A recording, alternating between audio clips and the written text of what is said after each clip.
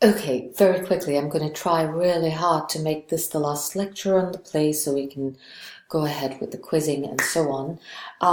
Notice that when Hamlet's, finally at this climactic moment of screaming at his mother for being a hoe, right, and for accusing her of forgetting her place and forgetting her history as her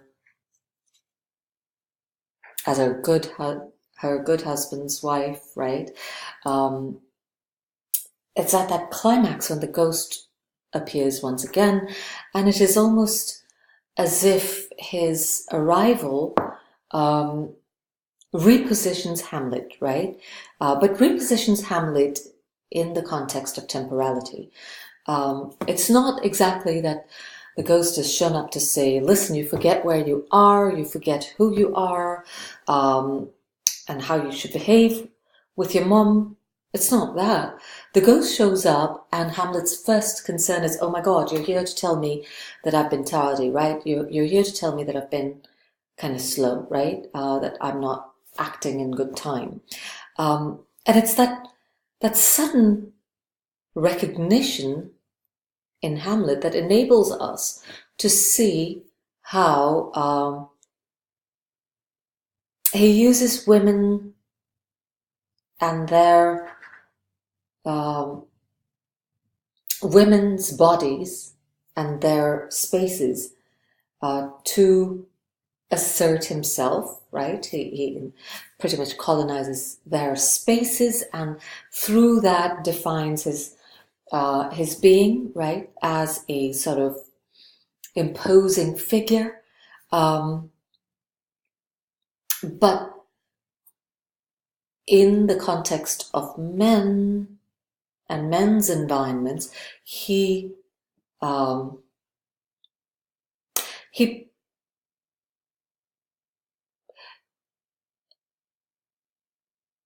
he recomposes himself, right? He recomposes himself in order to um, understand himself and the others in his environment temporally. So,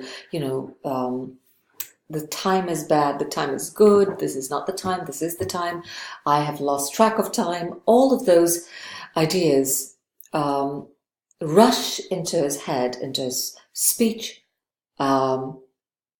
only when he is reminded of timeliness by men.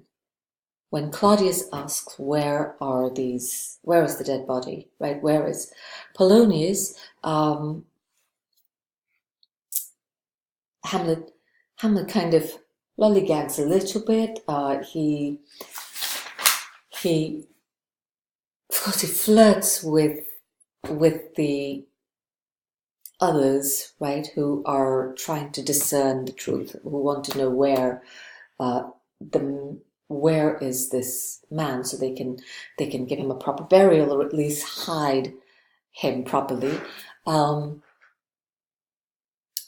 is no longer interested in the space occupied by these bodies, the dead body very specifically, that he has set to death. Instead, he's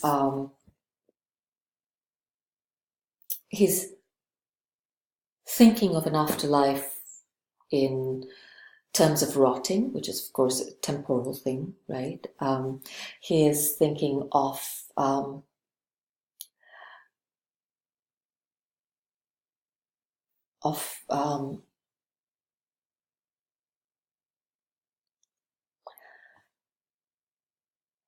but I'm sorry, I'm pausing. I'm trying to find the line that I want to read out to you, where he says, "In heaven, right? Where is Polonius?" asks Claudius very directly, and it's this, one can sense, and depending on how the director chooses to have his Claudius perform these lines, one can sense not just urgency, but impatience and anger, right, creeping into Claudius's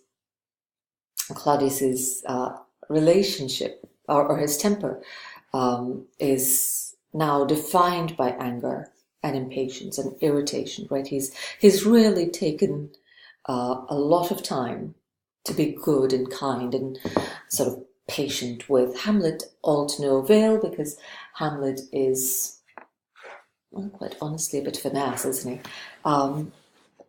So finally, when he says, "Where is Polonius?" Hamlet says, "In heaven, send thither to see. If your messenger find him not there, seek him in the other place yourself." Right? So it's again, these, the locations that he is now thinking of are not earthly realms. They're not the bedroom. They're not, these nunnery type spaces of insulation. He's thinking in spiritual, let's say, religious terms, when he is thinking of spaces, when he's discussing spaces with men, such as Claudius. And then finally he goes on to say, "But if indeed you find him not within this month," start thinking the temporal, he starts thinking about time, right? And he's very obvious about it. "Within this month, you shall nose him as you go up the stairs into the lobby." And finally he says, okay, that's where he is. The king says to the attendants, "Go seek him there. I will stay till you come." Again, till. Hamlet says, "Claudius, this deed for thine especial safety, which we do tender, as we dearly grieve for that which thou hast done, must send thee hence with fiery quickness." And he has to be sent away very quickly. "Therefore prepare thyself, the bark is ready, and the wind at help, the associates tend, and everything is bent for England." For England? Ay, Hamlet, good. So is it, if thou knewest our purposes. I see a cherub that sees them. But come, for England, farewell, dear mother, thy loving father, Hamlet. My mother, father and mother is man and wife is one flesh. So my mother, come, for England. Exit, follow him afoot. Everyone is convinced he is nuts, right? But of course, what I want to end this particular thought about how Hamlet genders time and space, what I want to end it with is an assertion that Hamlet's ideas of location, right, and his sense of locatability is connected to the body, right, and the body is subject to, well, for him at least, is subject to penetrability, it's subject to vulnerability, it's subject to destruction and breakdown and corruption, and all those ideas he connects with female subjectivity, right? So it ends up being that spaces become feminized and become dirty, or are capable of being dirtied. And time, on the other hand, is something which acts from outside, from within, is foreign entirely. So even as he seems to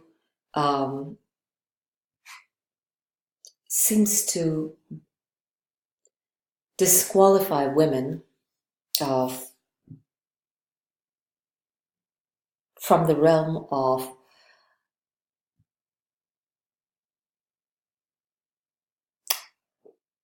autonomous moral agency, he is more familiar with their spaces, right? He seems to be occupying them a lot more than he does spaces that are, or spaces and locations that are defined by male bodies and masculine behaviors. The times that he associates with masculine and male beings are abstract theoretical times, right? The hereafter, the after death, the afterlife, the heaven and hell, spaces that are also entirely non-material in the sense that they are the locations that one cannot occupy in the present time, right? They are of a time that is beyond. Gosh, I'm forgetting what I wanted to say with this, but what I'm trying to say is, I hope you have noticed how he divides space and time in gendered senses, right? And he seems to have a much more controlled and controlling rhetoric around that is built around his relationship to space and to women and their spaces. So when he finally gets to the graveyard and jumps into the grave, he is doing something which he's entirely comfortable doing, right?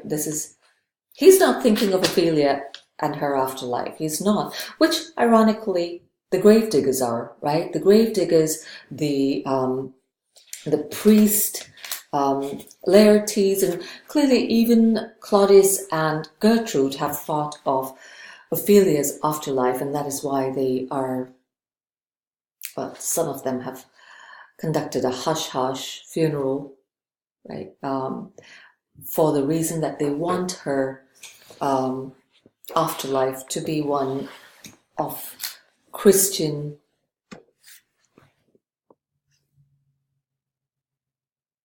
of a Christian sort. They want her to occupy not only a space, but also be within, in an afterlife, be within a time that is understood in Christian context. And her brother is, he feels cheated, right? Out of ceremony, right? That he feels she deserves. So as others are thinking of Ophelia's afterlife and a temporality that she might experience after death, Hamlet is simply not concerned with that. He concerns himself with how much he loves her, right? And he loved her, and he takes over even the space of her funeral, the dubious funeral, to position himself as the Dane, right? It is I, the Dane, which is the same thing as saying I'm the king, which of course, by this point, we know that the people of Denmark don't really think of Hamlet as the king to be. They have been rioting in the streets. They have been calling for Laertes for king. They have, well, according to the gravedigger at least, they have a sense that Hamlet is mad, right? Has gone mad. So while others in the play are not entirely confident, if anything, they're confident he is not, Hamlet is not capable of rulership and kingly responsibility, he kind of emerges, jumps into the public realm in this scene, right? He comes out trying to assert his kingly authority.